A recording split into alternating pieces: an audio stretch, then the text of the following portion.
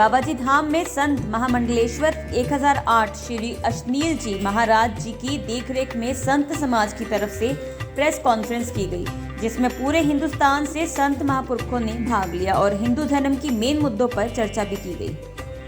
अमृतसर से गुरमीत सिंह राजा की report. Live Bharat. जी महाराज। पत्रकार साथियों, आज अमृतसर में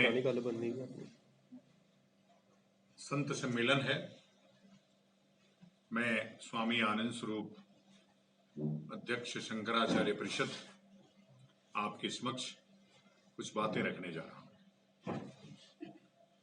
यह हमारे गुरुओं का प्रदेश है। कल भी हमने गुरु तेग बहादुर का शहीदी दिवस मनाया है। गुरु तेग बहादुर वही जिन्होंने की रक्षा के लिए अपनी प्राणों की आहुति दे दिया। हम अभी सुनकर के इन बातों से आहत हैं कि जिस प्रकार से धर्मांतरण का षड्यंत्र इस प्रदेश में गुरुओं की भूमि में चल रहा है। लोग गुरुओं की पगड़ी धारण करने के बाद भी ईसाई धर्म को धारण कर रहे हैं। राज्य प्रायोजित मतलब मुख्यमंत्री के नेतृत्व में ये कुकृत्य हो रहा है। मैं जब देश आज़ाद हुआ तो कुछ यहाँ पे नमक हराम रह गए, कुछ इस्लाम में है और कुछ ईसाईयत में। जब देश 1947 में धर्म के नाम पर बट गया तो एक देश जब इस्लामिक रिपब्लिक ऑफ पाकिस्तान हो गया तो दूसरा देश हिंदू रिपब्लिक ऑफ हिंदुस्तान होना चाहिए था। लेकिन कुछ अपने ही जयचंद उनके साथ खड़े मिलेंगे, उनके साथ खड़े होकर के उनके धर्म को बढ़ा रहे हैं। मैं आश्चर्य में हूँ कि विदेशी धर्म ईसाई धर्म ये करते हैं तो इस गुरुओं की धर्म पे आकर के और लगातार भी आगे जो शंकराचार्य आज संतों का सम्मेलन है, जो शंकराचार्य परिषद का केवल कार्यक्रम नहीं है, काली सेना का कार्यक्रम नहीं है, लेकिन आगे से काली सेना के रूप में हर गांव-गांव हमारा ग्राम सेवक काम करेगा, हर नगर सेवक काम करेगा। पंजाब के हर नगर में शंकराचार्य परिषद गुरुकुल खोलने का काम करेगा। आज एक गुरुकुल का भूमि पूजन अमृतसर में भी है। बाबा अशनील जी महाराज अपने पड़ोस में शाश्वत गुरुकुल खोलने जा रहे हैं, क्योंकि हम इसी में पीछे हो रहे हैं। हमारे शिक्षा व्यवस्थाएं हमारी समाप्त हो रही हैं। मैं इस बात के लिए आज यहाँ इकट्ठे हो रहे हैं हम लोग कि हम लोग प्रस्ताव पारित करेंगे कि यहाँ हिंदुओं के साथ पंजाब में दो दर्जे सरकार प्रायोजित धर्मांतरण का चंगाई सभाएं हैं क्यों आयोजित की जा रही हैं। आखिर चंगाई सभाओं में खुला नाटक आप देखिए, जैसे वो ऐसे ऐसे हाथ हिलाएगा, आगे करेगा और यीशु ने ठीक कर दिया, ऐसा जादू दिखाएगा। तो जो चमत्कार दिखा करके भोले भाले लोगों को अपने जाल में फंसा करके धर्मांतरण कराया जा रहा है, क्या अपराध नहीं है? तो मैं कम से कम सिख कौन है? सिख वही हिंदू है जो हिंदू धर्म की रक्षा के लिए पगड़ी, कृपाण, कच्छा, कड़ा धारण किया अमृत था। लेकिन उसका भटक गए हैं।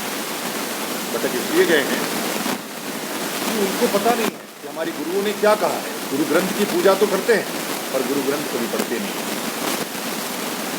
उसकी आराधना तो करते हैं पर उससे कोई ज्ञान धारण नहीं करते। अगर उससे ज्ञान लेते तो आज यह दुर्गति आपके गुरुओं की भूमि पर नहीं होगी। हो रही है ठीक है, लेकिन अब आगे से नहीं होगी। आप चंगाई सभाएं नहीं देखेंगे। हम खुलेआम कह रहे हैं, चंगाई सभाओं में हमारे लोग, अगर चंगाई सभाएं पंजाब में आयोजित होंगी तो हिंसा होगी और इस हिंसा के लिए राज्य जिम्मेदार होगा। इसलिए कि हमारा संविधान जबरिया धर्मांतरण को निषेध करता है। और अगर जबरिया धर्मांतरण होगा तो काली सेना उसको होने नहीं देगी, और जो हिंसा होगी उसके लिए राजी नहीं रहेगी।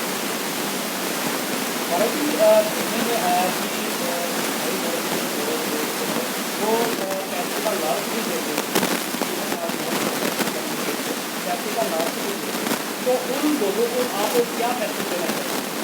नहीं, हम यही कहेंगे कि चंद रुपयों के लालच में हमारे में ही कोई कमी रह गई होगी कि हमने उनको ज्ञान ऐसा नहीं दिया, हमारी गुरुओं में कोई कमी रह गई होगी कि हम उस गुरु को आदर्श नहीं बना पाए जिसने गर्दन कटवाना तो वाजिब समझा लेकिन इस्लाम स्वीकार करना वाजिब नहीं समझा। तो चंद रुपयों के लालच में लोगों को अपना धर्म परिवर्तन नहीं करना चाहिए, और इन तथाकथित फादर मादर को हम संदेश देना चाहते हैं कि तुम सावधान हो जाओ और जल्दी से जल्दी पंजाब छोड़ दो, और नहीं छोड़ोगे तो जो तुम्हारे साथ होगा इसके लिए तुम जिम्मेदार होगे। इसको फिर महाराज जी कैसे रोका जाएगा? क्या कोई इसके डंडे से कोई कानून भी लाया जाएगा? देखो क्या है, कानून है, कानून तो है ना। कानून कह रहा है कि जबरन धर्मांतरण अपराध है, और उसके लिए उत्तर प्रदेश में कानून है और पंजाब में नहीं है। उत्तर प्रदेश में आपने सुना होगा लगभग 150 मौलाना इसमें गिरफ्तार हुए कि वो दावत इस्लाम नामक कार्यक्रम चला करके लोगों को इस्लाम में ला रहे थे, इसलिए उनको जेल में डाल दिया। मैं ये कह रहा हूँ कि यहाँ सिख लोग काम करते हैं, सिख लोग क्यों नहीं इस्लाम के लोगों को वापस अपने हिंदू धर्म में ला रहे हैं? काम तो वही है उनका। हमारे गुरु लोग क्यों नहीं इस्लाम से वापस ला रहे हैं? तो कहीं ना कहीं अभी हमारी व्यवस्थाएं ठीक होनी है। शंकराचार्य परिषद लगातार इसमें लगा है कि अखाड़ों का पुनर्निर्माण हो, हमारी पीठों का पुनर्निर्माण हो। जो धर्म कैसे बचता है, अखाड़े किस लिए बनाए गए? अखाड़े इसके लिए बनाए गए कि अखाड़ों में धर्म युद्ध पलेगा, और धर्म के विरुद्ध काम करने, अगर अखाड़ा हमारा सक्रिय होता तो चंगाई सभा होती, तो हम फादर का गर्दन काट देते। लेकिन हम सचेत नहीं हैं, हम ट्रेंड नहीं हैं, हम प्रशिक्षित नहीं हैं, ना हम प्रशिक्षण दे रहे हैं ना प्रशिक्षण देने दे रहे हैं। तो इसलिए मैं कह रहा हूँ कि शंकराचार्य की, अब देखिए हमारे पास कोई सार्वभौम राजा नहीं है, लेकिन ईसाइयों के पास वेटिकन सिटी है। मोदी भी गया तो गले लग के आ गया, तो हम उनके पास वेटिकन सिटी है, हमारे पास कोई सार्वभौम धर्म गुरु नहीं है। अंग्रेजों ने भी शंकराचार्यों को सार्वभौम धर्म गुरु माना था और उनकी बातों को अक्षरशः पालन करते थे, लेकिन आज की राज व्यवस्था, आज की जो प्रशासनिक व्यवस्था है, वह गुरुओं को कोई महत्व देने वाला नहीं है।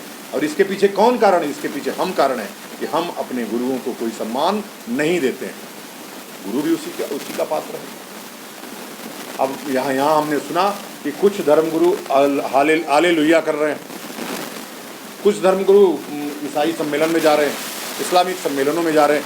ऐसे धर्मगुरुओं को तत्काल अखाड़ों को बाहर करके उनके कपड़े वापस लेना चाहिए, और नहीं लेंगे हम लेंगे उनके कपड़े वापस। अगर पंजाब में, इस अमृतसर में कोई हालेलुया करते हुए पकड़ा गया संत, उसको पकड़ के उसके कपड़े उतार देंगे, चौराहे पे नंगा करके उसको काली पोत करके घुमाएंगे। मैं इन सबको आपके माध्यम से चेतावनी दे रहा हूँ कि सावधान रहिए। अगर हालेलुया करना है तो भगवा हाथ उठा दिए और जाके हालेलुया में शामिल हुई। आप कह रहे हैं कि ये जो आजा कह रहा हूँ, वही कह रहा हूँ मैं। गर्दन काटने की बात, और वो क्या गए थे, दुर्गाना मंदिर से आ रहा हूँ, दोनों की व्यवस्थाओं में आप अंतर देख सकते हैं। तो वो जो अंतर हो रहा है वह इसलिए हो रहा है कि हमारे लोगों को हमारे धर्म के प्रति, धर्म स्थलों के प्रति और गुरुओं के प्रति निष्ठा कम हो रही है, और उसके पीछे जो कारण है वह है शिक्षा व्यवस्था, हमारी प्रैक्टिस नहीं है। हमने एक गैप दिया है, कोई गुरुकुल का ज्ञान नहीं है, घर में गीता का पाठ नहीं हो रहा है, और यह गुरु लोग भी यह काम नहीं कर रहे हैं। भाई हम उसी से मिले जिसके पास तिलक हो, हम उसी से मिले जो गीता का पाठ करता हो। कल देखिए ना, उनको पता चलेगा कि भाई इस्लाम के लोगों को पता है कि अगर हम 3 जुमा छोड़ दिए तो हम चौथे जुमे के लायक नहीं बने होंगे, हमारी निंदा होगी। लेकिन हम मंदिर जाएं तो हिंदू, ना जाएं तो हिंदू, रुद्राक्ष पहने तो हिंदू, ना पहने तो हिंदू, सिखा रखें तो हिंदू, ना रखें तो हिंदू, तिलक लगाएं तो हिंदू, ना लगाएं तो हिंदू। तो इस नाते हमारे पास कोई नियम नहीं है।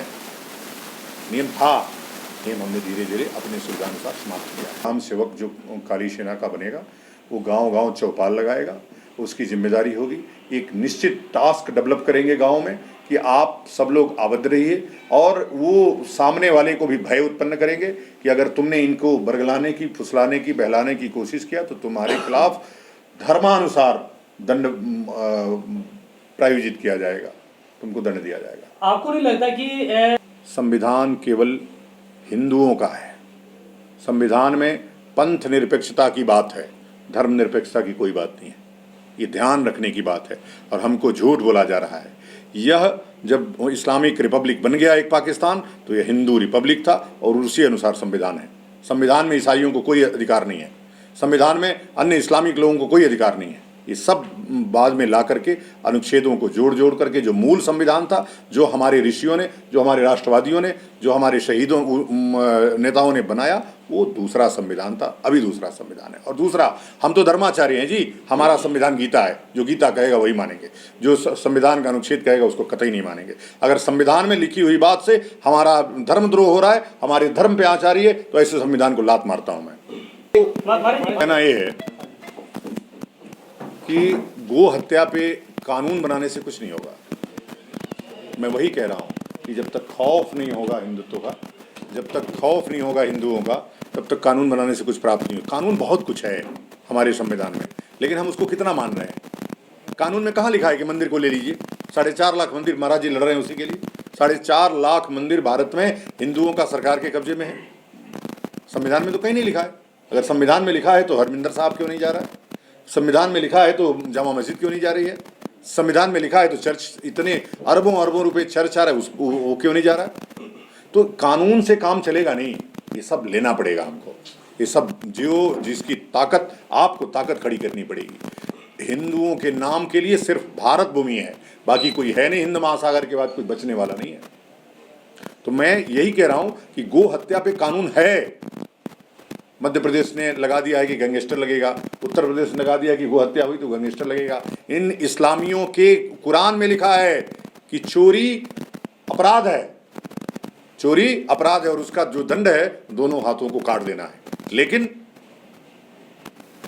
जितने, अगर गो हत्या प्रतिबंध है, चोरी से गाय काटना चोरी है, तो उनके कुरान में शरीयत के कानून के अनुसार उनके हाथ काटने चाहिए। तो ये सब दोगले इस्लामिक है, ये कोई इस्लामिक नहीं है, ये बने हुए लोग हैं। योगी से कोई हमारी दोस्ती नहीं है, तुम इसकी चिंता मत करो। मैं दलगत राजनीति से ऊपर उठ करके समस्त हिंदू समाज को एक प्लेटफॉर्म पे लाना चाहता हूँ। जितना प्रेम मुझे कांग्रेस से है, उतना ही प्रेम भाजपा से है, उतना ही सपा से, उतनी अकाली दल से, उतनी सबसे है। ये सब नेता एक ही चट्टे बट्टे हैं, इनसे कुछ होने वाला। देखो जिस समाज के लोग, अब आप देखिए, निहंगों ने कत्ल कर दिया, किसी की हिम्मत हुई जबान खोलने की? हुई जबान खोलने की? नहीं हुई। लेकिन एक छोटी गलती से किसी हत्या अगर दलित की हो जाए किसी सवर्ण हिंदू से, पूरा देश को उठा लेंगे जी।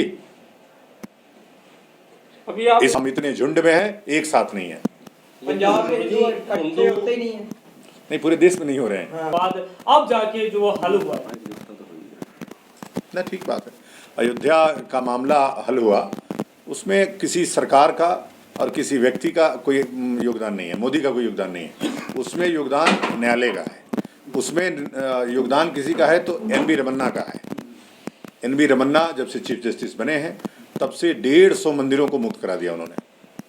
तो और अभी केरला का जो त्रिवेंद्रम मंदिर मुक्त हुआ, उसमें भी चीफ जस्टिस नहीं थे, जस्टिस थे, उनकी देन थी। तो मैं जानता हूँ ये मोदी और सोनिया से कुछ होने वाला नहीं है। आप मोदी और सोनिया के भरोसे देश को मत छोड़िए, अपने धर्म को मत छोड़िए। और हमारा काम राजनीति करना नहीं, धर्म बचाना है और धर्म का प्रचार और प्रसार है, वही काम मैं कर रहा हूँ। लेकिन गुरुजी, आपको लगता नहीं है कि पंजाब में हिंदू सोया हुआ है? पूरे देश में सोया हुआ है भाई, क्यों पंजाब की गलती दे रहे हो? मैं तो ये जानता था, मैं रविकांत जी के अलावा किसी को पंजाब में जानता नहीं हूँ जो हिंदू धर्म का काम करता हो। एक भी व्यक्ति मुझे नहीं मिलता है। और ये निर्भय होकर के, निडर होकर के, और पूरे कोरोना काल में यात्रा लेके चल रहे थे। मैं इसलिए इनसे निवेदन किया कि आपको आना आवश्यक है।